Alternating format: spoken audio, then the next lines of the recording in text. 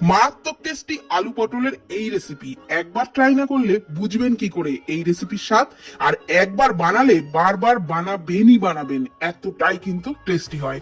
কড়াই সর্ষের তেলের মধ্যে মাঝারি সাইজের কেটে নেওয়া আলু দিয়ে হলুদ লবণ দিয়ে একটু নাড়াচাড়া করে ভেজে দিয়ে দিলাম পটল আলু ভেজে নিচ্ছি। ততক্ষণে একটা মিক্সির জারেতে টমেটো কুচি, আদা, রসুন, কাঁচা লঙ্কা আর অল্প জল দিয়ে মিহি পেস্ট তৈরি করে নিলাম।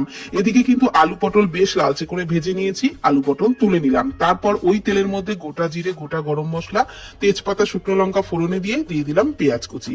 পেঁয়াজটাকে একটু লালচে করে ভেজে ওই মশলার পেস্টটা দিয়ে দিলাম। মশলার বাটি ধোয়া অল্প জল, ধনে গুঁড়ো, জিরে গুঁড়ো, হলুদ গুঁড়ো, কাশ্মীরি লঙ্কার গুঁড়ো আর একটু ঝাল লঙ্কার গুঁড়ো, পরিমাণ মতো লবণ আর একটু চিনি দিয়ে খুব ভালো করে মশলা কষিয়ে নিলাম। তারপর হাফ কাপ মতো ছোলার ডাল আমি 1 ঘন্টা জলে ভিজিয়ে রেখেছিলাম, সেই ডালটাকে দিয়ে দিলাম আর অল্প জল দিয়ে মশলার সাথে ডালটাকেও একটু ভালো করে কষিয়ে নিলাম। তারপর দিয়ে দিলাম কিছুটা নারকেল কোড়াটাকেও মশলার সাথে একটু ভেজে নিয়ে পরিমাণ মতো গরম জল দিয়ে ঢাকনা চাপা দিয়ে ডালটাকে 70% মতন বয়ল করে নিলাম।